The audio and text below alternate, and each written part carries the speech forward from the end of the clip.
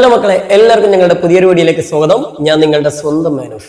മക്കളെ, നമ്മുടെ 10ാം ക്ലാസ്സിലെ ഹബീബ് ഇങ്ങൾക്കതുകൊണ്ട് അടിസ്ഥാന പാഠാവലി, അതായത് മലയാളം സെക്കൻഡ് പരീക്ഷ അടുത്ത് വന്നിരിക്കുകയാണ്. അപ്പം മക്കൾക്കറിയാം, മലയാള സെക്കൻഡ് പൊതുവെ എല്ലാവർക്കും ഒരു എളുപ്പമുള്ള സബ്ജക്റ്റ് ആണ് അല്ലേ. അങ്ങനെ കംപ്ലീറ്റ് ആയിട്ട് പറയാൻ പറ്റില്ലെങ്കിലും പൊതുവെ എല്ലാവരും വലിയൊരു പ്രശ്നമില്ല എന്ന് പറയുന്ന ഒരു സബ്ജക്റ്റ് ആണ് ഈ മലയാളം സെക്കൻഡ് അല്ലെങ്കിൽ അടിസ്ഥാന പാഠാവലി. പക്ഷേ ഈ ഒരു പാഠഭാഗത്തുനിന്ന് ചിലപ്പോൾ നമുക്ക് പിടുത്തം കിട്ടാത്ത ലെവലുള്ള ചില ചോദ്യങ്ങളൊക്കെ വരാറുണ്ട്. വിശകലന കുറിപ്പ്, അതല്ലെങ്കിൽ താരതമ്യക്കുറിപ്പ്, അല്ലെങ്കിൽ ഏതെങ്കിലുമൊക്കെ കവിതകളുടെ വരികളൊക്കെ തന്നുകൊണ്ട് അതിന്റെ അലങ്കാര ഭംഗി, തേങ്ങ വാങ്ങാന്നൊക്കെ പറഞ്ഞിട്ടുള്ള എഴുതുക, ഇങ്ങനെയൊക്കെ പറഞ്ഞുകൊണ്ട് നിങ്ങളെ കൺഫ്യൂഷൻ ആക്കുന്ന ചില ചോദ്യങ്ങൾ വരും. ചോദ്യങ്ങൾ മാത്രമേ കൺഫ്യൂഷൻ ഉണ്ടാവുള്ളൂ. ഉത്തരങ്ങളൊക്കെ ചിലപ്പോൾ നിങ്ങൾക്ക് അറിയുന്ന ഉത്തരം തന്നെ ആയിരിക്കും. പക്ഷെ കുട്ടികൾക്ക് ഇത് എന്താ സംഭവം എന്നൊക്കെ മനസ്സിലാവാത്ത ബുദ്ധിമുട്ട് വരും. അങ്ങനെ മക്കളെ കൺഫ്യൂസ്ഡ് ആക്കുന്ന ഏതെങ്കിലും ഒരു ചോദ്യം നാളത്തെ നിങ്ങളുടെ ക്വസ്റ്റ്യൻ പേപ്പറിൽ വന്നിട്ടുണ്ടെങ്കിൽ ഹബീബി, ഡോണ്ട് വറി. അതായത് മക്കൾക്ക് നിങ്ങളുടെ പാഠഭാഗത്തെ ബേസ് ചെയ്തുകൊണ്ട് 3 മാർക്കിനോ 5 മാർക്കിനോ 7 മാർക്കിനോ ഒക്കെ ഏത് ക്വസ്റ്റ്യൻ വരികയാണെങ്കിലും, നിങ്ങളുടെ ടെക്സ്റ്റിനെ ബേസ് ചെയ്തിട്ട് ഏത് ക്വസ്റ്റ്യൻ വരികയാണെങ്കിലും ഓരോ പാഠഭാഗത്തിൽ നിന്നുള്ള ഈ വ്യത്യസ്ത തരം ചോദ്യങ്ങളെ, അതിനിപ്പോ പ്രഭാഷണമായിക്കോട്ടെ, മുഖപ്രസംഗം അതായത് എഡിറ്റോറിയൽ ആയിക്കോട്ടെ, അതല്ലെങ്കിൽ താരതമ്യക്കുറിപ്പ് ആയിക്കോട്ടെ, വിശകലനക്കുറിപ്പ് ആയിക്കോട്ടെ, ഇങ്ങനെ എന്ത് തേങ്ങ വേണമെങ്കിലും ആയിക്കോട്ടെ, ഓക്കെ, ഇത്തരത്തിലുള്ള ഏത് ചോദ്യങ്ങൾക്കും ഉത്തരം എഴുതാൻ പറ്റിയിട്ടുള്ള ഉഡായിപ്പ് സമ്മറികൾ, അതും നമുക്ക് പഠിക്കാനുള്ള 9 പാഠഭാഗങ്ങൾ, കവിതകൾ ഉൾപ്പെടെയുള്ള പാഠഭാഗങ്ങളിലുള്ള മൊത്തം സമ്മറികൾ, എല്ലാ പ്രധാനപ്പെട്ട ഭാഗങ്ങളും കഥാപാത്രങ്ങളുടെ ചെറിയ ടോപ്പിക്കുകളും ഒക്കെ ഉൾക്കൊള്ളിച്ചുകൊണ്ടുള്ള ഏറ്റവും സിമ്പിൾ ആയിട്ടുള്ള ഉഡായിപ്പ് സമ്മറികളാണ് ഇന്ന് ഞാൻ നിങ്ങൾക്ക് തരാൻ പോണത്. അപ്പൊ നിങ്ങൾക്ക് ഏതെങ്കിലും ഒരു ഉത്തരം സ്വന്തമായിട്ട് കണ്ടെത്താൻ കഴിഞ്ഞിട്ടില്ലെങ്കിൽ, നിങ്ങൾക്ക് കണ്ടെത്താൻ ഇപ്പൊ മലയാള സെക്കൻഡാണ്, ഒരു ഇതെല്ലാവർക്കും ചാപ്റ്ററുകളൊക്കെ അറിയാൻ മതി. അപ്പൊ നിങ്ങൾക്ക് സ്വന്തമായിട്ട് ഉണ്ടാക്കി എഴുതാൻ കഴിയുമെങ്കിൽ മക്കള് അതങ്ങോട്ട് എഴുതിയാൽ മതി, ഡോണ്ട് വറി. പക്ഷേ പരീക്ഷ ഹാളിൽ നിങ്ങൾ സ്റ്റക്കായി പോകുന്ന ഏതെങ്കിലും സമയമുണ്ടെങ്കിൽ ആ സമയത്ത് നിങ്ങളെ ഹെൽപ്പ് ചെയ്യാനാണ് ഈ സമ്മറി ആയിട്ട് ഞാൻ വന്നിരിക്കുന്നത്. അതുപോലെ തന്നെ നിങ്ങൾക്ക് സ്വന്തമായിട്ട്, ഇപ്പൊ നിങ്ങൾ ഒരുപാട് പുസ്തകങ്ങളൊക്കെ വായിക്കുന്ന ആളുകളൊന്നും ആവണമെന്നില്ല. അപ്പൊ ഒരുപാട് നല്ല നല്ല സാഹിത്യപരമായിട്ടുള്ള വാക്കുകളൊന്നും ചിലപ്പോൾ നിങ്ങൾക്ക് കിട്ടൂല. അപ്പൊ അങ്ങനെയുള്ള സിറ്റുവേഷനിൽ നിങ്ങൾക്ക് ഇത്തരത്തിലുള്ള സാഹിത്യപരമായിട്ടുള്ള വാക്കുകളൊക്കെ ഉപയോഗിച്ച് കഴിഞ്ഞാൽ അടിപൊളിയായിരിക്കും. നിങ്ങൾക്ക് നല്ല സിമ്പിൾ ആയിട്ട് നിങ്ങളെ കുറിച്ച് നല്ല ഇംപ്രഷൻ കിട്ടും, സിമ്പിൾ ആയിട്ട് മാർക്കും വീഴും. ഓക്കെ, മലയാള സെക്കൻഡിലൊക്കെ കറക്റ്റ് നന്നായിട്ട് എഴുതി കഴിഞ്ഞാൽ നല്ല മാർക്ക് കിട്ടുന്ന സബ്ജക്റ്റാണ് ഈ മലയാള സെക്കൻഡ്. അപ്പൊ അതുകൊണ്ട് നന്നായിട്ട് എഴുതാം. 3 മാർക്കിന്റെ ആയാലും 5 മാർക്കിന്റെ ആയാലും 7 മാർക്കിന്റെ ആയാലും ഒക്കെ അത്യാവശ്യം നന്നായിട്ട് എഴുതുക കേട്ടോ. അപ്പൊ 7 മാർക്കിന്റെ ഒക്കെ ഒരു പുറത്തിൽ കവിയാതെ എന്ന് പ്രത്യേകിച്ച് കൊടുത്തിട്ടുണ്ട്. അപ്പൊ മക്കള് ഒരു പുറം എന്തായാലും, ഒരു സൈഡ് എന്തായാലും എഴുതണം. അത് വേണമെങ്കിൽ മക്കൾക്ക് ഒരു 1.5 വരെ എത്തിച്ചാലും വലിയ കുഴപ്പമൊന്നുമില്ല. അവരങ്ങനെ പറയെങ്കിലും നമ്മൾ ചില ആൾക്കാരുടെ എഴുത്തൊക്കെ കുറച്ച് വലുതാവും. അപ്പൊ ആശയങ്ങളൊക്കെ കറക്റ്റ് ആയിട്ട് ഒരു 1.5 പുറമൊക്കെ വരും. അത് എഴുത്തിനനുസരിച്ചാണ് കേട്ടോ. അപ്പൊ എന്തായാലും ഈ പറഞ്ഞ സാധനങ്ങൾ ഇതിനൊക്കെ സ്യൂട്ടബിൾ ആണ്. അപ്പൊ ആ രീതിയിൽ എഴുതിയാൽ മതി. നിങ്ങൾക്ക് വേറെ ഉത്തരങ്ങളൊന്നും അറിയില്ലെങ്കിൽ അപ്പൊ കൺഫ്യൂഷൻ വേണ്ട. എന്തായാലും ഇത് എഴുതിയാലും നിങ്ങൾക്ക് മാർക്ക് കിട്ടുമെന്ന് മനസ്സിലാക്കുക. ഈവൻ ഓരോ ചാപ്റ്ററിലെയും പ്രധാനപ്പെട്ട കഥാപാത്രങ്ങളുണ്ടല്ലോ, പ്രധാനപ്പെട്ടത് ആ കഥാപാത്രങ്ങളിലൂടെ വരെ ഈ സമ്മറി കടന്നു പോകുന്നുണ്ട്. അതുകൊണ്ട് ഈവൻ നിങ്ങൾക്ക് അറ്റ കൈക്കൊരു കഥാപാത്ര നിരൂപണം ചോദിച്ചു കഴിഞ്ഞാൽ അത് നിങ്ങൾക്ക് അറിയില്ലെങ്കിൽ പോലും ആ പാഠഭാഗത്തിലെ ഈ സമ്മറി എഴുതി വെച്ചാൽ തന്നെ നിങ്ങൾക്ക് അത്യാവശ്യം മാർക്ക് സ്കോർ ചെയ്യാൻ പറ്റും. ഒന്നും അറിയാത്ത കുട്ടികൾക്ക് A+ സ്വപ്നം കാണാൻ പറ്റിയിട്ടുള്ള ഒരു സാധനമാണ് ഈ ഒരു സമ്മറി എന്ന് മനസ്സിലാക്കുക. പിന്നെ 1 വേർഡ് ക്വസ്റ്റ്യൻ ഒക്കെ അതിന് മക്കൾ ടെക്സ്റ്റ് വായിക്കണം, മറക്കരുത്. അപ്പൊ ഏതായാലും നമുക്ക് പരിപാടി തുടങ്ങാം. ഓക്കെ, സോ ഞാൻ എപ്പോഴും പറയുന്ന പോലെ തന്നെ ഇതിലെ നോട്ട്സ് നമ്മുടെ വെബ്സൈറ്റിൽ അപ്ലോഡ് ചെയ്യുന്നുണ്ട്. വെബ്സൈറ്റിലെ ലിങ്ക് കുറെ കുട്ടികൾ ഇങ്ങനെ ചോദിക്കാറുണ്ട്. നമ്മൾ കമന്റ് ബോക്സിൽ ഇടാം. ചിലപ്പം വിട്ടുപോകും, പല വീഡിയോയുടെയും കമന്റ് ബോക്സിൽ ഇടാൻ വിട്ടുപോകാറുണ്ട്. നമ്മുടെ വെബ്സൈറ്റ് ഒന്ന് ഓർത്ത ചതി സ്കൂളുകൾ മുത്തശ്ശിങ്ങൾ കാണിച്ചു തരും. www.oxfordacademykerala.com. ഇത്രയുള്ള കാര്യം. ഓക്കെ, അപ്പൊ എന്തായാലും ശ്രദ്ധിക്കും. അപ്പോ നമ്മൾ ഫസ്റ്റത്തെ യൂണിറ്റിന്റെ പേര് തന്നെ നമുക്കറിയാം. യൂണിറ്റ് അരങ്ങും പൊരുളും എന്ന് പറഞ്ഞാണ് യൂണിറ്റ്. അതിൽ ഫസ്റ്റ് ചാപ്റ്റർ ചിത്രകാരി, ഷായിന ഇ.കെ. ഞാൻ പ്രത്യേകിച്ച് പറഞ്ഞതിന്റെ ആവശ്യമൊന്നുമില്ല, കാരണം ഇത് നമ്മൾ ഡീറ്റെയിൽ ആയിട്ട് നമ്മൾ തന്നെ ഈ ചാപ്റ്ററിന്റെ വീഡിയോ ചെയ്തിട്ടുണ്ട്. ഇതിലുള്ള പ്രധാനപ്പെട്ട എല്ലാ ചോദ്യോത്തരങ്ങളും ചെയ്തിട്ടുണ്ട്. അതിൽ തന്നെ ക്യാരക്ടർ സ്കെച്ച് നമ്മൾ തന്ന അതേ ക്യാരക്ടർ സ്കെച്ച് മോഡൽ എക്സാമിന് ചോദിക്കുകയും ചെയ്തിട്ടുണ്ട്. ഇനിയിപ്പോൾ ഷായിനയുടെ ഒക്കെ ക്യാരക്ടർ സ്കെച്ച് ഒക്കെ ആയിരിക്കും ചിലപ്പോൾ ഇപ്രാവശ്യം വരിക. എന്തായാലും അതൊക്കെ ഒന്ന് പഠിച്ചു വെക്കണം കേട്ടോ. അപ്പൊ ഇതിലെ നോട്ട്സുകൾ, പ്രധാനപ്പെട്ട എല്ലാ നോട്ട്സുകളും നമ്മൾ ചെയ്തിട്ടുണ്ട്. അപ്പോൾ ഇതുപോലെ ഓരോ ചാപ്റ്ററിലെയും ചെയ്യാൻ നമുക്ക് ഇനി സമയം കിട്ടുമെന്ന് അറിയില്ല. അതുകൊണ്ടാണ് എല്ലാത്തിനെയും സമ്മറി തന്നത്. ഇത് തന്നെ മതി, നിങ്ങൾക്ക് ധാരാളമാണ്. അപ്പം പിന്നെ അത്യാവശ്യം മലയാളത്തിൽ ഉപയോഗിക്കേണ്ട ഉടായ്പകളൊക്കെ ഉണ്ട്. അതൊക്കെ നമ്മൾ നാളെ പറ്റും പോലെ ചെയ്തു തരും കേട്ടോ. അതായത് ഏത് ക്യാരക്ടർ സ്കെച്ച് വന്നാലും എഴുതാവുന്ന ഉടായ്പ ഉണ്ട്. അങ്ങനെ കുറച്ച് 1-2 സാധനങ്ങളൊക്കെ ഉണ്ട്. പിന്നെ മലയാളം പരീക്ഷയിൽ അവസാനമായിട്ട് ചെയ്യേണ്ട കുറച്ച് തരികളെ പരിപാടികളൊക്കെ ഉണ്ട്. അതൊക്കെ നമ്മൾ ലാസ്റ്റ് പറഞ്ഞു തരും കേട്ടോ. ഓക്കെ, അപ്പൊ എന്തായാലും മക്കളെ ഇതാണ് പരിപാടി. പിന്നെ ഹിന്ദിയുടെ കാര്യം കുറെ കുട്ടികൾ ചോദിക്കുന്നുണ്ട്. മലയാള സെക്കൻഡ് അല്ലേ, അപ്പൊ അതിനിടയ്ക്ക് ഹിന്ദി കൂടി ഒന്ന് അപ്ലോഡ് ചെയ്യണത്. അപ്പൊ മക്കളെ ഹിന്ദിയിൽ കുറെ വീഡിയോസ് ഒക്കെ നമ്മൾ ഓൾറെഡി അപ്ലോഡ് ചെയ്തിട്ടുണ്ട്. ഉടായ്പിന്റെ കാര്യമാണെങ്കിൽ ഡയറിയുടെ ഉടായ്പും പട്കഥയുടെ ഉടായ്പും അതേപോലെ തന്നെ നമ്മുടെ ലെറ്ററിന്റെ പത്രത്തിന്റെ ഉടായ്പും ഒക്കെ നമ്മൾ ചെയ്തിട്ടുണ്ട്. എങ്ങനെ കഥാപാത്ര നിരൂപണം, ഏത് ചരിത്ര ചിത്രം അല്ലേ, ക്യാരക്ടർ സ്കെച്ച്, ഇതിൻ്റെയൊക്കെ ഉടായ്പകൾ ഹിന്ദിയിൽ നമ്മൾ ഓൾറെഡി ചെയ്തിട്ടുണ്ട്. നമ്മുടെ പ്ലേലിസ്റ്റ് നോക്കുക, SLC ഹിന്ദി എന്നുള്ള. അപ്പോൾ ഇപ്പം പഠിക്കുന്നവർ ഇപ്പം അത് പഠിച്ചു വെക്കുക. പട്കഥയുടെ ഫോർമാറ്റും ഒക്കെ ചെയ്തിട്ടുണ്ട്. പിന്നെ ഓരോ ചാപ്റ്ററും ഹിന്ദിയിലെ ഒരുവിധം എല്ലാ ചാപ്റ്ററും, ഒരുവിധം എന്നല്ല എല്ലാ ചാപ്റ്ററിൻ്റെയും വീഡിയോ നമ്മൾ ചെയ്തിട്ടുണ്ട്. പ്രധാനപ്പെട്ട ചോദ്യോത്തരങ്ങൾ പല ചാപ്റ്ററിനെയും ചെയ്തിട്ടുണ്ട്. എല്ലാ കവിതകളുടെയും ആസ്വാദന ടിപ്പണി, ആശയക്കുറിപ്പുകൾ നമ്മൾ ചെയ്തിട്ടുണ്ട്. അപ്പോൾ അതൊക്കെ നമ്മുടെ ചാനലിൽ നോക്കി കാണുക. ഇനി പ്രധാനപ്പെട്ട ഗ്രാമറുകളും അതേപോലെ തന്നെ എല്ലാത്തിൽ നിന്നുള്ള പ്രധാനപ്പെട്ട ചില ഉടായ്പ് പരിപാടികളൊക്കെയാണ് നമ്മൾ ഇനി അടുത്ത ദിവസങ്ങളിൽ ചെയ്യുന്നത്. അത് മലയാളം പരീക്ഷ കഴിഞ്ഞാൽ ഉടൻ തന്നെ നമ്മൾ ചെയ്യും. അപ്പോൾ ഹിന്ദിക്ക് ആളെ കൂട്ടിയാലേ നമുക്ക് ഉഷാറാവുള്ളൂ കേട്ടോ. നിങ്ങൾ ആളെ കൂട്ടിയിട്ട് മാക്സിമം ആൾക്കാർ വ്യൂസ് വരുമ്പോൾ നമ്മൾ മാക്സിമം വീഡിയോ കണ്ടിന്യൂസ് ആയിട്ട് തരും. ഓക്കെ, അല്ലെങ്കിലും തരും കേട്ടോ, ഒരിക്കലും വേണ്ട. അപ്പോൾ എന്തായാലും നേരത്തെ പറഞ്ഞ പോലെ സബ്സ്ക്രൈബേഴ്സിന് എണ്ണം കൂട്ടുക കേട്ടോ. ഓക്കെ, നമുക്ക് +1 +2 ഒക്കെ സെറ്റ് ആക്കണ്ടാ. ഓക്കെ, അപ്പൊ ഇവിടെ ശ്രദ്ധിക്കും, നമ്മുടെ ഷാഹിന താത്ത എഴുതിയിട്ടുള്ള ഒരു മനോഹരമായിട്ടുള്ള കഥയാണ് ചിത്രകാരി. എന്താണ് ഷാഹിന താത്ത പറയുന്നത് നമുക്ക് നോക്കാം. ഇതിൽ ഫിസ എന്നൊരു പെൺകുട്ടിയെ കുറിച്ചാണ് പറയുന്നത് അല്ലെ. സ്ത്രീയുടെ സർഗാത്മകതയും കുടുംബം അവൾക്ക് കൽപ്പിച്ചു നൽകുന്ന അതിർവരമ്പുകളും തമ്മിലുള്ള സംഘർഷമാണ് ഷാഹിന ഇക്കയുടെ ചിത്രകാരി എന്ന കഥയുടെ ഇതിവൃത്തം.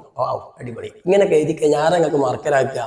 ഓക്കെ, അപ്പൊ ഇനിയിപ്പോ ഒരു കഥാപാത്ര നിരൂപണം ചോദിച്ചാലും മുഖപ്രസംഗം ചോദിച്ചാലും, മുഖപ്രസംഗവും പ്രഭാഷണവും തമ്മിൽ വ്യത്യാസമുണ്ട്. പ്രഭാഷണം എന്ന് പറഞ്ഞാൽ ഒരു പ്രസംഗമാണ്. അപ്പോൾ മാന്യ സദസ്സിന് വന്നതെന്നോ അതല്ലെങ്കിൽ എന്താ പ്രിയപ്പെട്ട അധ്യാപകരെ, വിദ്യാർത്ഥികൾ എന്നൊക്കെ പറഞ്ഞിട്ട് ഇൻട്രഡക്ഷൻ ഒക്കെ കൊടുത്തിട്ട് വേണം ഇത് എഴുതാന്. എന്താണ് നമ്മുടെ മുഖപ്രസംഗം അല്ലെങ്കിൽ എഡിറ്റോറിയൽ എന്ന് പറഞ്ഞാൽ സാധാരണ നമ്മൾ essay ഒക്കെ ഇതിനെ പോലെയാണ്. ഇതിനൊക്കെ ഹെഡിങ് കൊടുക്കണം. മുഖപ്രസംഗത്തിനായാലും പ്രഭാഷണത്തിനായാലും അതേപോലെ തന്നെ എല്ലാത്തിനും ഹെഡിങ് കൊടുക്കുന്നതല്ല. പ്രത്യേകിച്ച് 7 മാർക്കിന്റെ ഒക്കെ essay ക്വസ്റ്റ്യൻ ഒക്കെ ഹെഡിങ് കൊടുക്കുന്നത് നല്ലതാണ്.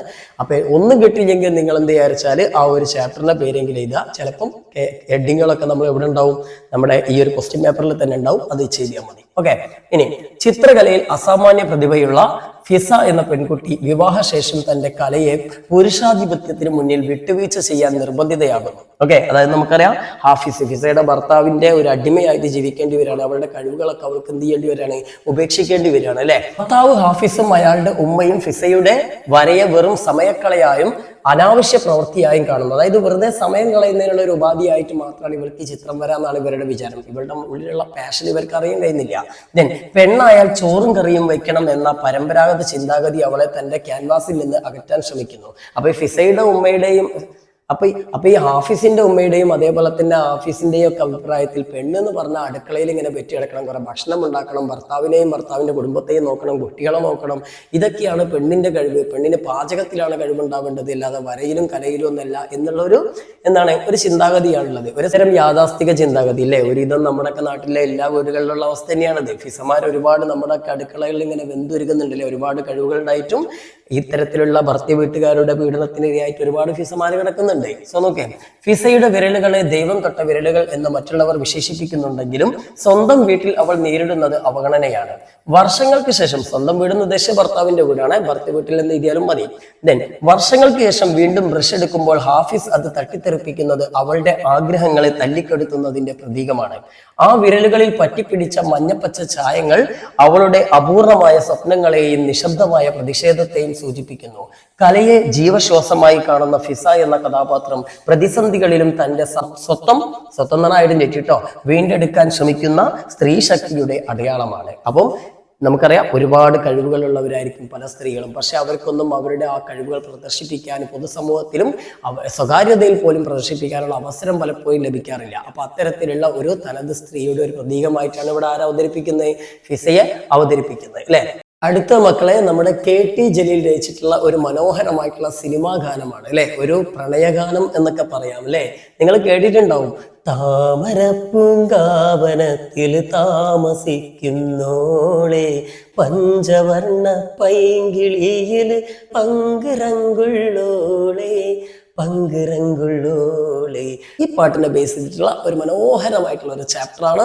അപ്പൊ ആ ചാപ്റ്ററിനെ ബേസ് ചെയ്ത് ചിലപ്പോൾ ഈ കവിതയുടെ ഭംഗിയോ എന്തെങ്കിലുമൊക്കെ ചോദിച്ചുകൊണ്ട് മക്കൾക്കല്ലേ ഇതിന്റെ പ്രണയത്തിന്റെ ആവിഷ്കാരമോ എന്തെങ്കിലുമൊക്കെ ചോദിച്ചുകൊണ്ട് ചോദ്യങ്ങൾ വരും അല്ലെ. അപ്പൊ എന്ത് വന്നു കഴിഞ്ഞാലും എഴുതാൻ പറ്റിയിട്ടുള്ള ഒരു സമ്മറിയാണ് തന്നിരിക്കുന്നത്. ശ്രദ്ധിച്ചോളി. എന്നാ പറഞ്ഞത്, മലയാള നാടക സിനിമാ ഗാനശാഖയിലെ മനോഹരമായിട്ടുള്ള ഒരു ഏടാണ് KT മുഹമ്മദ് രചിച്ച കൽബിലെ നിലാവ് എന്ന ഗാനം. പ്രകൃതിയുടെ ഭംഗിയെ നായികയുടെ സൗന്ദര്യവുമായി കോർത്തിണക്കിയാണ് ഇതിലെ വരികൾ തയ്യാറാക്കിയിരിക്കുന്നത് അല്ലെ. നായകൻ നായികയെ വിളിക്കുന്നത് പഞ്ചവർണ്ണ പൈങ്കിളിയിൽ പങ്കുറങ്കുള്ളവളെന്ന്. അതായത് പഞ്ചവർണ്ണ കിളിയുടെക്കാളും റങ്കുള്ളവളാണ് അല്ലെങ്കിൽ മനോഹരിയാണ് നമ്മുടെ പെൺകിടാവ് അല്ലെങ്കിൽ കാമുകി എന്നാണ് കാമുകം പറയുന്നത്. പൂനിലാവ് വന്ന് പൂവിതറുന്നുണ്ട് പൂക്കളിൽ റാണിയായി പൂത്തു നിൽക്കുന്നോളെ, പൂത്തു നിൽക്കുന്നോളെ. പൂക്കളിൽ റാണിയാണെന്ന് പറഞ്ഞ എല്ലാ പൂക്കളെക്കാളും വലിയ സുന്ദരിയാണ് എൻ്റെ പ്രിയതമ എന്നാണ് അവന് പറയുന്നത്. അപ്പൊ ഭയങ്കരമായിട്ട് എന്ത് ചെയ്യുന്നുണ്ട്, തന്റെ കാമുകിയെ വർണ്ണിച്ചുകൊണ്ടാണ് ഈ ചെങ്ങായി പാടുന്നത് അല്ലെ. നായകന്റെ പ്രണയാതുരമായ കാത്തിരിപ്പും നായികയോടുള്ള ആരാധനയുമാണ് ഗാനത്തിന്റെ ഉള്ളടക്കം. താമര പൂങ്കാവനത്തിൽ താമസിക്കുന്നവളെ എന്നും പൂനിലാവ് വന്ന് പൂവിതറുന്ന പൂറാണി എന്നും നായികയെ വിശേഷിപ്പിക്കുന്നതിലൂടെ പ്രകൃതിയെ വർണ്ണനകൾക്ക് പശ്ചാത്തലമാക്കുന്നു. ദെൻ കാത്തിരിപ്പിന്റെ തീവ്രതയെ കാൽ തെരിച്ചു പോയി അല്ലെ, കാത്തിരുന്ന് കാൽ തെരിച്ചു പോയി എന്നൊക്കെ പറയുന്നുണ്ടല്ലേ. എന്താണ് ആ വരികള്? സോ കൺ കൊതിച്ചു പോയി അല്ലെ, അങ്ങനെയൊക്കെ പറയുന്നുണ്ട്. സോ തുടങ്ങിയ പ്രയോഗങ്ങളിലൂടെ അവതരിപ്പിക്കുന്നു. നായികയുടെ നോട്ടത്തെ കൽബുകളിൽ കല്ലെറിയുന്ന മനോഹരമായ ആയുധമായി കവി ഭാവന ചെയ്യുന്നു. കണ്ണുകളാൽ കൽബുകളിൽ കല്ലെറിയുന്നോളേ. ആ ഒരു വരിയൊക്കെ ഏതാല്ലേ. ലളിതമായ പദാവലികളും താളാത്മകമായ വരികളും ഈ ഗാനത്തെ ജനഹൃദയങ്ങളോട് ചേർത്ത് നിർത്തുന്നു. നാടകങ്ങളിൽ ഗാനങ്ങൾ എങ്ങനെ വൈകാരികത പകരുന്നു എന്നതിന്റെ ഉത്തമ ഉദാഹരണമാണിത്. അടുത്ത മക്കളെ, മനുഷ്യനും പ്രകൃതിയും തമ്മിലുള്ള ആഴത്തിലുള്ള ബന്ധം വിവരിക്കുന്ന മറ്റൊരു ചാപ്റ്ററാണ്. അപ്പൊ അതിന്റെ പേരാണ് ഒരു പക്ഷിക്കുഞ്ഞിന്റെ മരണം അല്ലെ. ഡോക്ടർ വയലാർ വാസുദേവൻ പിള്ളയാണ് ഇത് രചിച്ചിട്ടുള്ളത്. സോ നോക്കാം. മനുഷ്യന്റെ ആർത്തിയും പ്രകൃതിയുടെ നാശവും തമ്മിലുള്ള ബന്ധങ്ങൾ പ്രതീകാത്മകമായി അവതരിപ്പിക്കുന്ന നാടകമാണ് ഡോക്ടർ വയലാർ വാസുദേവൻ പിള്ളയുടെ ഒരു പക്ഷിക്കുഞ്ഞിന്റെ മരണം. ഓക്കെ, അന്ധനായ പക്ഷിശാസ്ത്രജ്ഞനാണ് ഇതിലെ പ്രധാന കഥാപാത്രം കേട്ടോ. അദ്ദേഹം സ്നേഹിക്കുന്ന പക്ഷികളും ഒരു വശത്ത്. അപ്പൊ പ്രകൃതിയെയും പ്രകൃതിയിലെ ജീവജാലങ്ങളെയും സ്നേഹിക്കുന്ന ഒരു കഥാപാത്രമാണ് ഈ പക്ഷിശാസ്ത്രജ്ഞൻ. അധികാരത്തിന്റെയും ഉടമസ്ഥാവകാശത്തിന്റെയും പ്രതീകമായ ഉടമ, അതായത് അയാൾ ഈ പക്ഷിശാസ്ത്രജ്ഞനും പിന്നെ കിളികളുണ്ട്. ഒരു വയലിനെ ബേസ് ചെയ്തിട്ടാണ് ഈ ഒരു പാഠഭാഗം അല്ല നാടകം നടക്കുന്നത്. അപ്പൊ അതിന്റെ ഉടമസ്ഥനാണ് ഈ കഥയിലെ വില്ലൻ അല്ലെ. സോ നോക്കേ, ഈ നാടകത്തിലുള്ളത് വനം വെട്ടിത്തെളിച്ച് പ്രകൃതിയെ ചൂഷണം ചെയ്യുന്ന മനുഷ്യൻ പക്ഷികളുടെ താവളം ഇല്ലാതാക്കുന്നു. പക്ഷിശാസ്ത്രജ്ഞൻ സ്നേഹത്തിന്റെയും ധ്യാനത്തിന്റെയും പ്രവാചക തുല്യമായ പ്രതീകമാകുമ്പോൾ ഉടമ ക്രൂരതയുടെയും ഹിംസയുടെയും വക്താവാകുന്നു. താൻ വിതച്ച വിത്ത് കൊത്തിയെടുക്കുന്ന പക്ഷികളോടുള്ള ഉടമയുടെ പക ഒടുവിൽ പക്ഷിശാസ്ത്രക്കാരനെ അമ്പ് ചെയ്ത് വീത്തുന്നതിലാണ് എന്ത് ചെയ്യുന്നത്, അവസാനിക്കുന്നത്. അതായത് ഇയാൾ ആ പക്ഷിശാസ്ത്രജ്ഞനെ കൊല്ലുകയാണ് അല്ലെ. സോ വീത്തുന്നതിലേക്ക് നയിക്കുന്നു. ഒരു വധത്തിന് ശേഷം പ്രകൃതി നിറം മാറുന്നതായി. പക്ഷിശാസ്ത്രജ്ഞൻ മരണപ്പെട്ടതോടുകൂടി പ്രകൃതി തന്നെ അതിനെ പ്രതിരോധിക്കുകയാണ് അല്ലെ. അതായത് നമുക്കറിയാം, പ്രകൃതി എന്ത് നോവിച്ചാലും പ്രകൃതി തന്നെ നമുക്ക് തിരിച്ചടിക്കും അല്ലെ. പക്ഷിശാസ്ത്രജ്ഞന്റെ ആ വധം എന്താവുകയാണ്, പ്രകൃതിയിൽ വലിയ മാറ്റങ്ങൾ ഉണ്ടാവുകയാണ്. വെള്ളപ്പൂക്കൾ ചുവപ്പാകുന്നതും കാണിക്കുന്നു. അത് വലിയ ദുരന്തത്തിന്റെ സൂചനയാണ് അല്ലെ. പ്രകൃതി ഇപ്പൊ നമുക്കറിയാം, പല സ്ഥലത്തും ഉരുൾപൊട്ടലും ഉള്ള പല ദുരന്തങ്ങളും ഉണ്ടാവാറുണ്ട്. പലപ്പോഴും മനുഷ്യന്റെ പ്രകൃതി ചൂഷണമാണ് ഇതിന് കാരണമായിട്ട് മാറാറുള്ളത് അല്ലെ. കുന്നിന്റെ പുറമെകളിലൊക്കെ നമ്മൾ എന്ത് ചെയ്യുന്നു, വീടുകൾ വെക്കുന്നു, റിസോർട്ടുകൾ ഉണ്ടാക്കുന്നു, മറ്റു തരത്തിലുള്ള റോഡുകൾ നിർമ്മിക്കുന്നു, പിന്നെ അതേപോലെ വനഭൂമികൾ വെട്ടിത്തെളിക്കുന്നു. അപ്പൊ ഇങ്ങനെ ചെയ്യുന്ന സമയത്ത് പ്രകൃതിക്ക് ചൂഷണം സംഭവിക്കും. പ്രകൃതിയുടെ സ്വാഭാവികമായിട്ടുള്ള അരുവികളുടെ ഒഴുക്കുകൾ തടസ്സപ്പെടും. അപ്പോഴൊക്കെയാണ് ഇത്തരത്തിലുള്ള വലിയ ദുരന്തങ്ങൾ ഉണ്ടാവുക. അപ്പൊ അങ്ങനെയുള്ള ഒരു സൂചനയാണ് ഇവിടെ നൽകുന്നത് അല്ലെ. സോ ചിറകു വെച്ച ചിന്തകൾ, തീ പിടിച്ച സ്വപ്നങ്ങൾ എന്ന പ്രയോഗം മനുഷ്യന്റെ ഉദാത്തമായ ലക്ഷ്യങ്ങളുടെ അതിജീവനത്തെയും സൂചിപ്പിക്കുന്നുണ്ട്. ഓക്കെ, അപ്പം ഇത്രയും കാര്യങ്ങളൊക്കെ ഒന്ന് പോയിന്റ് ആക്കി മനസ്സിലാക്കിയിട്ട് വേണം ബാക്കിയുള്ള ചോദ്യങ്ങൾ എഴുതാൻ കേട്ടോ. ഓക്കെ, ഇനി അടുത്തത് യൂണിറ്റ് 2 ആണ്. ഏകോദര സഹോദരൻ നാം എന്ന് പറഞ്ഞിട്ടുള്ള നമ്മളെ ഒരു സാഹോദര്യത്തെയൊക്കെ സൂചിപ്പിക്കുന്ന ഒരു യൂണിറ്റ് ആണ്. ഒരു ഫസ്റ്റത്തെ ചാപ്റ്റർ വിഷുക്കണി. വൈലോപ്പിള്ളി ശ്രീധര മേനോന്റേതാണ് വിഷുക്കണി. സോ ആഘോഷങ്ങളുടെ വ്യക്തിപരമായ സന്തോഷത്തെക്കാൾ സാമൂഹികമായ നീതിക്ക് പ്രാധാന്യം നൽകുന്ന കവിതയാണ് വൈലോപ്പിള്ളിയുടെ വിഷുക്കണി. അപ്പോൾ ആഘോഷങ്ങൾ എല്ലാ മതങ്ങളിലുണ്ട്. മതങ്ങളുടെ വിശ്വാസത്തിന്റെ ഭാഗമായിട്ടാണ്. ഇപ്പോൾ ഓണമായാലും വിഷു ആയാലും റംസാൻ ആയാലും പെരുന്നാളായാലും ക്രിസ്മസ് ആയാലും എല്ലാം നമ്മളെന്താണ് പല മതങ്ങളുടെയും ആഘോഷത്തിന്റെ ഭാഗമായിട്ട് നമ്മൾ ആചരിക്കുന്നതാണ്. പക്ഷെ എന്നിരുന്നാലും ഇതിനൊക്കപ്പുറം, വിശ്വാസങ്ങൾക്കപ്പുറം മനുഷ്യൻ ഒന്നാണ്. മനുഷ്യനെ ഒന്നിപ്പിക്കാൻ വേണ്ടിയിട്ടാകണം ആഘോഷങ്ങൾ എന്നുള്ള ഒരു സൂചന വേണം അല്ലെ. അപ്പൊ അതൊക്കെയാണ് നമ്മുടെ ഈ ഒരു വൈലോപ്പിള്ളിയുടെ കൃതികളിലൂടെ നമ്മൾ മനസ്സിലാക്കേണ്ടത് അല്ലെ. ഓണമായാലും പെരുന്നാളായാലും വിഷു ആയാലും ക്രിസ്മസ് ആയാലും എല്ലാവരും പങ്കെടുക്കണം. അങ്ങോട്ടും ഇങ്ങോട്ടും ഭക്ഷണവും എല്ലാം എന്ത് ചെയ്യണം, നമ്മൾ ഷെയർ ചെയ്യണം. അങ്ങനെയാണല്ലോ അല്ലെ. അതാണല്ലോ യഥാർത്ഥ കേരള സ്റ്റോറി അല്ലെ. ഓക്കെ, അപ്പൊ എന്തായാലും ശ്രദ്ധിക്കുക. വീട്ടിലെ ഐശ്വര്യപൂർണമായ കണി കണ്ടുണരുന്ന കവി പെട്ടെന്ന് ജനലിലൂടെ പുറത്തെ ദാരിദ്ര്യത്തിലേക്കും പട്ടിണിയുടെ ഇരുട്ടിലേക്കും കണ്ണു തുറക്കുന്നു അല്ലെ. അപ്പൊ നമ്മളിങ്ങനെ പെരുന്നാളും അതേപോലെ തന്നെ ഈ ക്രിസ്മസ് ആയാലും ഓണമായാലും ഇതൊക്കെ ആഘോഷിക്കുന്ന സമയത്ത് നമ്മുടെ അയൽക്കാരൻ പട്ടിണി കിടക്കുകയാണോ, അവന് ഈ ആഘോഷത്തിൽ പങ്കെടുക്കാൻ പറ്റുന്നുണ്ട്. അവൻ ഏത് ജാതിയാണോ മതമാണെന്ന് നമുക്ക് നോക്കേണ്ട ആവശ്യമില്ല. മനുഷ്യനെ മനുഷ്യനായിട്ട് കണ്ടാൽ മതി അല്ലേ. അപ്പം പട്ടിണി കിടക്കുന്നുണ്ടെങ്കിൽ അവരെ സഹായിക്കേണ്ട ഒരു ബാധ്യത നമുക്കുണ്ട്. അവരില്ലാതെ നമുക്കെന്താ ആഘോഷമാണ് അല്ലെ. അപ്പം വിശ്വാസത്തേക്കാൾ വലുതാണ് മനുഷ്യരുടെ സാഹോദര്യം സാഹോദര്യവും സ്നേഹവും എന്നൊക്കെയാണ് കവി ചൂണ്ടുന്നത്. അങ്ങനെ തന്നെയാണ് വേണ്ടത് അല്ലെ. ഓക്കെ, നോക്കെ, തന്റെ അയൽവാസികളുടെയും ചങ്ങാതിമാരുടെയും വീടുകൾ ദാരിദ്ര്യത്തിൽ കഴിയുമ്പോൾ തനിക്ക് മാത്രം ലഭിക്കുന്ന ആഘോഷം അപൂർണമാണെന്ന് കവി തിരിച്ചറിയുന്നു. ചെറുവട്ടം എന്ന പ്രയോഗത്തിലൂടെ സ്വന്തം കുടുംബത്തിന്റെ മാത്രം സന്തോഷത്തിൽ ഒതുങ്ങുന്ന ഇടുങ്ങിയ ചിന്താഗതിയെ കവി വിമർശിക്കുന്നു. ഐശ്വര്യ ദേവതയായ ലക്ഷ്മി എല്ലാവർക്കും സമമായി ലഭിക്കുന്ന അന്നപൂർണയായി മാറണമെന്നും എല്ലാവർക്കും അന്തസ്സായി ജീവിക്കാനുള്ള സാഹചര്യം വേണമെന്നും കവിത അടിവരയിടുന്നു. ആഘോഷങ്ങൾ മാനവികതയുടെയും സമത്വത്തിന്റെയും സന്ദേശമാവണമെന്നും ലോകത്തെ എല്ലായിടത്തും വെളിച്ചമെത്തുന്ന ആ പുലർക്കാലത്തിൽ താൻ കാത്തിരിക്കുകയാണെന്നും കവി പ്രഖ്യാപിക്കുന്നു. അപ്പൊ എല്ലാവരും ഒന്നായിക്കൊണ്ട് എല്ലാ ആഘോഷങ്ങളിലും പങ്കുചേരുന്ന ഒരു സുന്ദര ലോകത്തിനായി കാത്തിരിക്കുന്ന ഒരു കവിയെ നമുക്ക് ഇവിടെ കാണാം. അങ്ങനെ തന്നെ ആവണം കേട്ടോ. ഇനിയും ഒരുപാട് ആഘോഷങ്ങൾ നിങ്ങൾക്ക് മുന്നിൽ വരും. പരസ്പരം പകയൊന്നും വെച്ച് പുലർത്താതെ. ഇപ്പൊ നമുക്കറിയാം ചില എന്താ പറയാ മതപണ്ഡിതന്മാരൊക്കെ, എല്ലാ മതത്തിലും ഉണ്ട് ഇങ്ങനത്തെ ആൾക്കാർ. അവർ പറയുന്നത് ഒരാളുടെ മതവിശ്വാസത്തിൽ നമ്മൾ പങ്കെടുക്കരുത്, അങ്ങനെ ആക്കരുത്, അവരുടെ വീട്ടിൽ പോയി ഭക്ഷണം കഴിക്കരുത്, ഇങ്ങനത്തെ ആൾക്കാരെ കണ്ട് കട്ട് ചെയ്തേക്കണ്ടി. ഓക്കെ, നമ്മൾ എന്ത് ചെയ്യണം? നമ്മൾ മനുഷ്യന്മാർ, അവരൊറ്റ ജീവിതമല്ലോ. എല്ലാവരോടും സ്നേഹത്തോടും സാഹോദര്യത്തോടൊക്കെ നിന്ന് ജീവിച്ചാൽ നമുക്ക് നല്ലത്, എല്ലാവർക്കും നല്ലത്. ഓക്കെ, ദൈവങ്ങളും അങ്ങനെ തന്നെയാണ് പഠിപ്പിക്കുന്നത്. മനുഷ്യനെ മനുഷ്യനായിട്ട് കാണാം, എല്ലാവരെയും സ്നേഹിക്കാനും ബഹുമാനിക്കാനും എല്ലാ മതങ്ങളും പഠിപ്പിക്കുന്നത്. ഓക്കെ, അപ്പൊ അതുകൊണ്ട് അത്തരത്തിൽ നിങ്ങളെ പിന്തിരിപ്പിക്കുന്നവരുണ്ടെങ്കിൽ അതിലേക്ക് ഒന്ന് കണ്ടോ. ഓക്കെ, നമ്മളൊക്കെ നല്ല ന്യൂ ജനറേഷൻ അല്ലേ, ആ രീതിയിൽ നല്ല രീതിയിൽ നല്ല സ്നേഹത്തോടെ ജീവിക്കാം. ഓക്കെ, അടുത്തത് മക്കളെ ആനന്ദാശ്രുക്കൾ എന്ന് പറഞ്ഞിട്ടുള്ള ഒരു സ്റ്റോറിയാണ്. സാറാ തോമസിന്റേതാണ്. അനാഥത്വത്തിന്റെ നോവുകൾക്കിടയിലും വിദ്യാഭ്യാസത്തിലൂടെ ജീവിതം കരുപ്പിടിക്കാൻ ശ്രമിക്കുന്ന ജോസ് എന്ന ബാലന്റെ കഥയാണ് സാറത്. ജോസ് ഒക്കെ ചിലപ്പോൾ കഥാപാത്ര നിരൂപണമൊക്കെ ചോദിക്കാൻ പറ്റിയിട്ടുള്ള ഒരു ക്യാരക്ടറാണ് കേട്ടോ. സോ ഓർഫനേജിൽ വളരുന്ന ജോസ് മറ്റുള്ളവർക്ക് മാതാപിതാക്കൾ നൽകുന്ന സ്നേഹം കാണുമ്പോൾ തന്റെ ശൂന്യതയെക്കുറിച്ച് ബോധവാനാകുന്നുണ്ടെങ്കിലും പഠനത്തിൽ തന്റെ അഭയം കണ്ടെത്തുന്നു. ഫാദർ ഫ്രാൻസിസ് എന്ന സ്നേഹനിധിയായ പുരോഹിതൻ ജോസിന് ഒരു പിതാവിനെ പോലെ സാന്ത്വനവും വഴികാട്ടിയുമാകുന്നു. കൊച്ചു മനസ്സുകൾ ഒരിക്കലും വേദനിച്ചുകൂടാ എന്ന ഫാദറിന്റെ വാക്കുകൾ അവന് വലിയ ആത്മവിശ്വാസം നൽകുന്നുണ്ട്. പരീക്ഷയിൽ ഉന്നത വിജയം നേടിയ ജോസിനോട് ഉപരിപഠനത്തിന് എല്ലാ സഹായവും നൽകാമെന്ന് ഫാദർ വാഗ്ദാനം ചെയ്യുമ്പോൾ അവന്റെ കണ്ണുകളിൽ നിന്ന് ആനന്ദാശ്രുക്കൾ ഒഴുകുന്നു. തനിക്ക് ലഭിച്ച ഭാഗ്യം തന്റെ സുഹൃത്തായ പീറ്ററുമായി പങ്കുവെക്കുമ്പോൾ ആ സന്തോഷം ഇരട്ടിയാകുന്നു. സ്നേഹം പൂർണ്ണമായ കരുതൽ എങ്ങനെ ഒരു മനുഷ്യന്റെ ജീവിതത്തെയും ഭാവിയെയും മാറ്റിമറിക്കുന്നു എന്ന് ഈ കഥ വ്യക്തമാക്കുന്നു. സത്യമാണല്ലടാ, നമുക്കറിയാം നമ്മളൊക്കെ ജീവിതത്തിൽ പല രീതിയിൽ വിജയിക്കുന്നവരാണ്, ചിലപ്പോഴൊക്കെ നമ്മൾ പരാജയപ്പെടുന്നവരാണ്. നമ്മൾ ജീവിതത്തിൽ വിജയിക്കുന്ന ചില സാഹചര്യങ്ങൾ നമ്മൾ മനസ്സിൽ കണ്ടാൽ മതി. ഈ ലോകത്ത് ഏത് മനുഷ്യനായാലും അയാൾ വിജയിക്കുന്നുണ്ടെങ്കിൽ അയാളുടെ പിറകിൽ ചിലപ്പോൾ ഒരു കൂട്ടം മനുഷ്യരുടെ സ്നേഹം ഉണ്ടാവും അല്ലെ. സ്നേഹമുള്ളിടത്ത് ഓട്ടോമാറ്റിക്കലി വിജയങ്ങൾ വരും. നമ്മുടെ വീട്ടിലുള്ള നമ്മുടെ പാരൻസ് ആയാലും നമ്മുടെ സഹോദരങ്ങളായാലും നമ്മുടെ അയൽക്കാരായാലും നമ്മുടെ കുടുംബങ്ങളൊക്കെ നമ്മൾ ഒരുപാട് സ്നേഹിക്കുകയും നമ്മളെ കരുതുകയും നമ്മളെ ബഹുമാനിക്കുകയൊക്കെ ചെയ്യുന്ന സമയത്തിൽ, നമുക്ക് സ്നേഹം പകർന്നു വരുന്ന സമയത്ത് സ്വാഭാവികമായിട്ട് നമുക്ക് ചെയ്യാൻ പറ്റാത്തത് വരെ ചെയ്യാൻ വേണ്ടി തോന്നും. എന്തിനും ഏതിനും നമ്മുടെ കൂട്ടുകാരൊക്കെ നമ്മുടെ കൂടെ ഉണ്ടെങ്കിൽ നമുക്ക് വല്ലാത്തൊരു ശക്തിയാണെങ്കിൽ ഒരു അമാനുഷിക ശക്തി നമ്മുടെ ഉള്ളിലുള്ളത് പോലെ തോന്നും. അപ്പോൾ ഇതാണ് ഇവിടെ പറഞ്ഞത്, സാഹോദര്യവും സ്നേഹവും കൂടെ ഉണ്ടെങ്കിൽ എന്തും നമുക്ക് എത്തിപ്പിടിക്കാൻ പറ്റും. എന്നാൽ ജീവിതത്തിൽ ഒറ്റപ്പെടലുണ്ടാകുമ്പോൾ നമ്മുടെ ഉള്ളിൽ എത്ര കഴിവുണ്ടെങ്കിലും നമുക്ക് ചിലപ്പോൾ നമ്മുടെ കഴിവുകൾ പ്രകടിപ്പിക്കാൻ കഴിയില്ല. അവിടെ ജോസിന്റെ ജീവിതത്തിലും അതാണ് സംഭവിച്ചത്. ഫാദറിന്റെയും സുഹൃത്തുക്കളുടെയൊക്കെ ആ സ്നേഹവലയത്തിലാണ് ഇവനെന്ത് ചെയ്യുന്നത് വളർന്നു വരുന്നതും അവന്റെ കഴിവുകൾ പ്രകടിപ്പിച്ചാൽ വലിയൊരു മനുഷ്യനായിട്ട് മാറുന്നതും അല്ലെ. അപ്പം ഇത്തരത്തിൽ ജീവിതത്തിൽ നമുക്ക് പടവുകൾ കയറി മുകളിലേക്ക് പോകാൻ പിന്നിൽ സ്നേഹവും സാഹോദര്യവും മറ്റുള്ളവരുടെ കരുതലും വേണമെന്നുള്ള ഒരു സൂചനയാണ് ഈ ഒരു സ്റ്റോറി നമുക്ക് നൽകുന്നത്. ഓക്കെ, അടുത്ത് നോക്കടാ, സുകുമാരൻ ചാരികഥയുടെ കെത്തള് എന്ന് പറഞ്ഞിട്ടുള്ളൊരു പാഠഭാഗമാണ്. സോ ഇതിൽ പറയുന്നത് കേരളത്തിലെ ഒരു ഗോത്രഭാഷയിൽ രചിക്കപ്പെട്ട സുകുമാരൻ ചാരികഥയുടെ കെത്തളു എന്ന കവിത പ്രകൃതിയുടെ ദൃശ്യങ്ങളെയും ഗോത്ര സമൂഹത്തിന്റെ വേദനയെയും ആവിഷ്കരിക്കുന്നു. ഓക്കെ, അപ്പൊ പ്രകൃതിയും ഗോത്രവർഗ്ഗങ്ങളും തമ്മിലുള്ള ബന്ധം പറയാതെ തന്നെ നിങ്ങൾക്കറിയാം അല്ലെ. അതായത് ഗോത്രവർഗ്ഗങ്ങൾ എന്ന് പറഞ്ഞാൽ നമ്മൾക്ക് ആദിവാസികൾ, അങ്ങനെ പറയാൻ പാടില്ലെങ്കിലും വനങ്ങളിൽ പണ്ട് മുതലേ താമസിക്കുന്ന യഥാർത്ഥ ഭൂമിയുടെ മക്കളാണ് ആര്? ഈ ഗോത്രവർഗ്ഗങ്ങൾ അല്ലെ. അപ്പൊ ഈ നമ്മുടെ വയനാട്ടിലായാലും ഇടുക്കിയിലായാലും ഇങ്ങനെ പല സ്ഥലത്തും ഇന്ത്യയിലെ തന്നെ ഒരു വലിയൊരു ജനവിഭാഗമാണ് ഈ ഗോത്രവർഗ്ഗം അല്ലെ. അപ്പൊ ഇവരാണ് ശരിക്കും നമ്മുടെ ഭൂമിയുടെ മക്കൾ, ഭൂമിയുടെ അവകാശികൾ, അല്ലെങ്കിൽ കാടിന്റെ മക്കളാണ് അല്ലെ.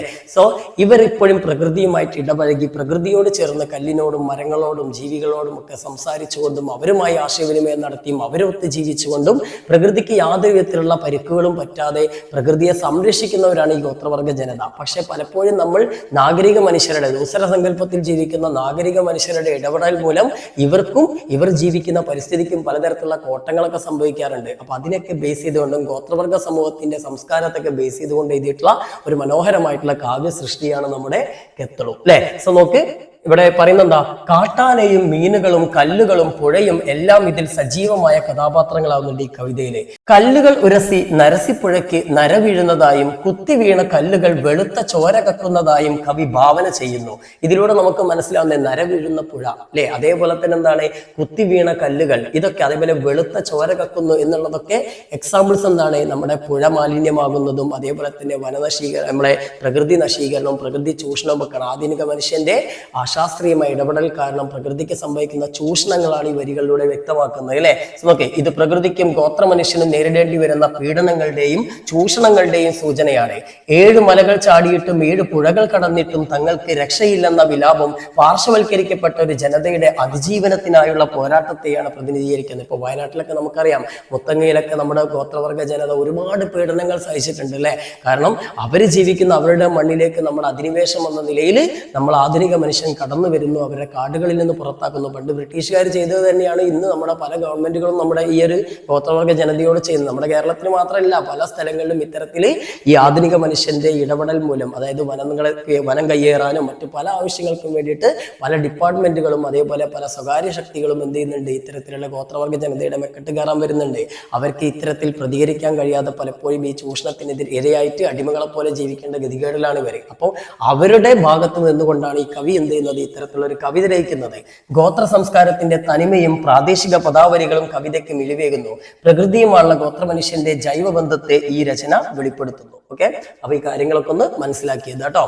ഇനി അടുത്തത് യൂണിറ്റ് 3, അവസാനത്തെ യൂണിറ്റ് ആണ്. ഇതിൽ അറിവിന്നറിവായി നിറവായി എന്നാണ് നമ്മുടെ യൂണിറ്റിന്റെ പേര്. സോ ചരിത്രം രചിച്ച നാടകം എന്ന കെ കേളപ്പന്റെ പുസ്തകമാണ് ഫസ്റ്റത്തേത്. VT ഭട്ടതിരിപ്പാടിന്റെ അടുക്കളയിൽ നിന്ന് അരങ്ങത്തേക്ക് എന്ന നാടകം വരുത്തിയ സാമൂഹിക വിപ്ലവത്തെ കുറിച്ചാണ് കെ കേളപ്പൻ ഈ അവതാരികയിൽ വിശദീകരിക്കുന്നത്. അപ്പൊ ഇതൊരു ലേഖനം പോലെ എഴുതിയതാണ്. സോ നമുക്കറിയാം, അടുക്കളയിൽ നിന്ന് അരങ്ങത്തേക്ക് എന്നുള്ളത് പണ്ട് കാലത്തെ നമ്മുടെ ഈ നായർ സമുദായത്തിലും ഉയർന്ന സമുദായത്തിലുമുള്ള സ്ത്രീകളെ ഉദ്ധരിച്ചുകൊണ്ട് എഴുതിയിട്ടുള്ള ഒരു നാടകമാണ്. പണ്ട് കാലത്ത് നമുക്കറിയാം ഭയങ്കര പുരുഷ മേധാവിത്വ സമൂഹമായിരുന്നു നമ്മുടെ കേരളത്തിൽ. അതുകൊണ്ട് തന്നെ ഉയർന്ന ജാതിയിൽപ്പെട്ട സ്ത്രീകൾക്ക്, താഴ്ന്ന ജാതിയിൽപ്പെട്ട സ്ത്രീകളുടെയും പുരുഷന്മാരുടെയും കാര്യം നമുക്ക് പറയേണ്ട ആവശ്യമില്ല. താഴ്ന്ന ജാതിയിൽപ്പെട്ടവർക്ക് യാതൊരു സ്വാതന്ത്ര്യങ്ങളും ഇല്ലാതിരുന്ന, എല്ലാ തരത്തിലുള്ള ജാതിപരമായതും മൈത്തപരമായിട്ടുള്ള വിലക്കുകൾ ഉണ്ടായിരുന്ന ഒരു സമൂഹമായിരുന്നു പണ്ടുണ്ടായിരുന്നത്. അതേ കാലഘട്ടത്തിൽ തന്നെ ഉയർന്ന കുലത്തിൽ ജനിച്ച നമ്പൂതിരിമാരായാലും നായന്മാരായാലും ഇങ്ങനെയുള്ള ഉയർന്ന കുലത്തിൽപ്പെട്ടവർക്ക് പോലും സ്ത്രീകൾക്ക്, അന്തർജനങ്ങൾക്ക് എന്ന് പറയാം അല്ലെ, അന്തർജനങ്ങൾ എപ്പോഴും അന്തർഭാഗത്ത് വീടുകളുടെ ഉള്ളിൽ അകത്തളങ്ങളിൽ മാത്രം ഒതുങ്ങിക്കഴിയണം. അവർക്ക് പുറത്തേക്ക് വരാനോ അതേപോലെ സമൂഹത്തിൽ പുരുഷന്മാരെ പോലെ സ്വതന്ത്രമായി ഇടപെടാനുള്ള സ്വാതന്ത്ര്യം ഉണ്ടായിരുന്നില്ല.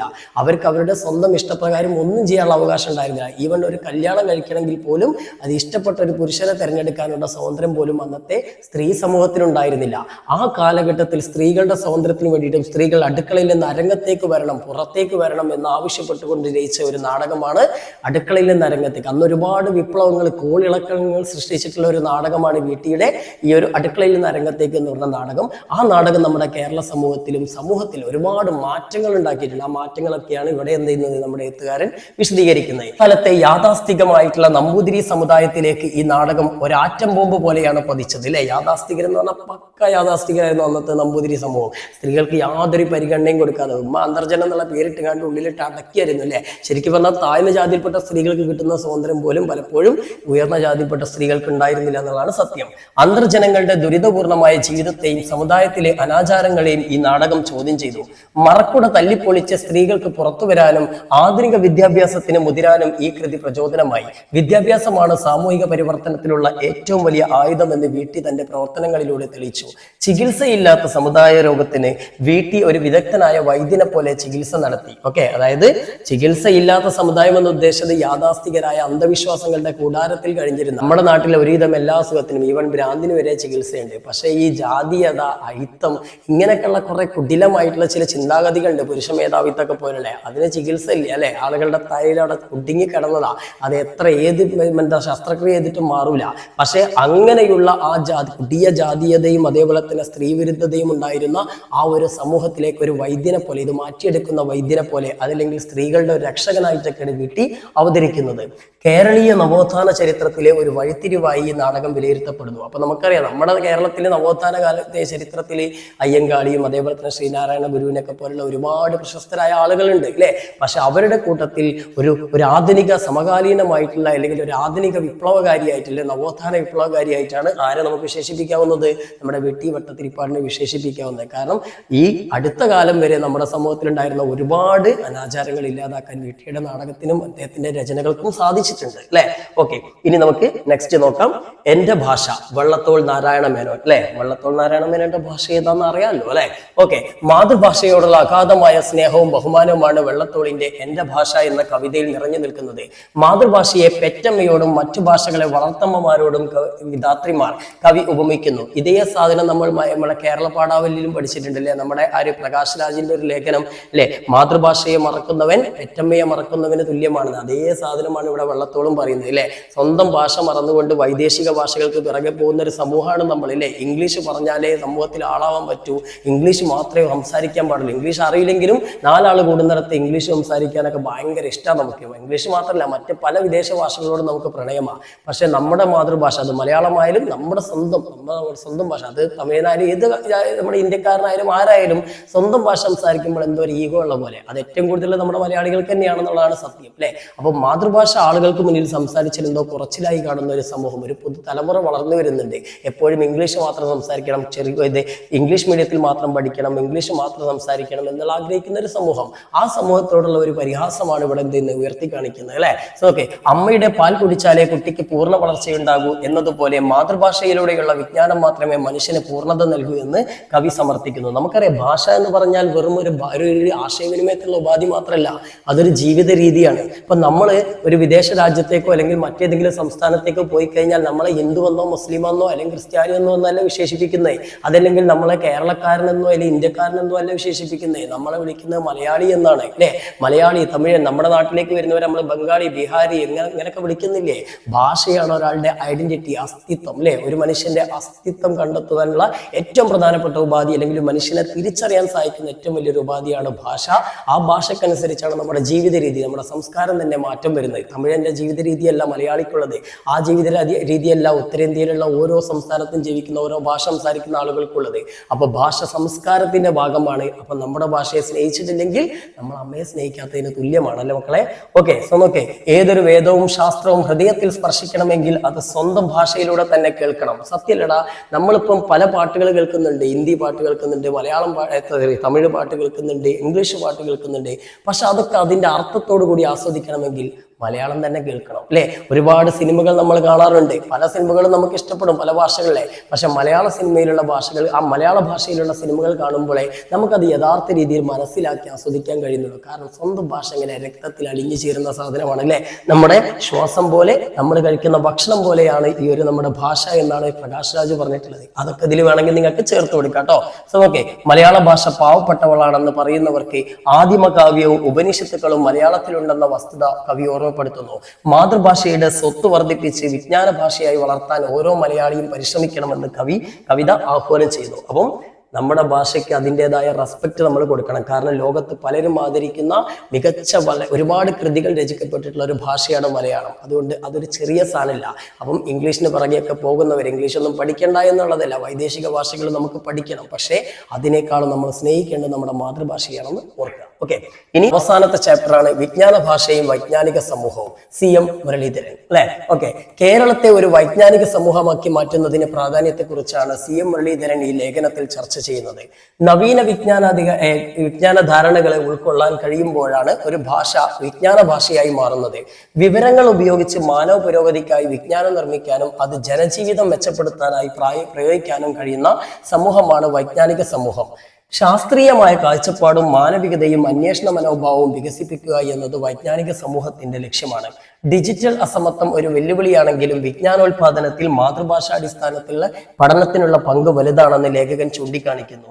വികസന രംഗത്തെ കേരള മാതൃക പോലെ വിജ്ഞാന സമൂഹത്തിലും കേരളത്തിന് ലോകത്തിന് മാതൃകയാകാമെന്ന് ലേഖനം പ്രത്യാശിക്കുന്നു. അപ്പൊ പുതിയ സാങ്കേതിക വിദ്യകൾക്കൊപ്പം വളരേണ്ട ഒരു സമൂഹത്തെയാണ് ഇവിടെ എന്ത് ചെയ്യുന്നത്, ഉദ്ധരിക്കുന്നത്. ഓക്കെ, അപ്പം ഇത്രയും പാഠഭാഗങ്ങളാണ് നമുക്ക് പഠിക്കാനുള്ളത്. അപ്പൊ മക്കളെ, ഞാൻ നേരത്തെ പറഞ്ഞ പോലെ നിങ്ങൾക്ക് കൃത്യമായിട്ട് ഉത്തരം എഴുതാൻ കഴിഞ്ഞിട്ടില്ലെങ്കിൽ ഈ സമ്മറിയെങ്കിലും പഠിച്ചു പോവാ എഴുതാം. ഓക്കെ, അപ്പൊ ഇതുപോലുള്ള വീഡിയോകൾക്ക് വേണ്ടി ചാനൽ സബ്സ്ക്രൈബ് ചെയ്യാൻ മറക്കരുത്. അപ്പൊ എല്ലാവർക്കും ഓൾ ദി ബെസ്റ്റ്.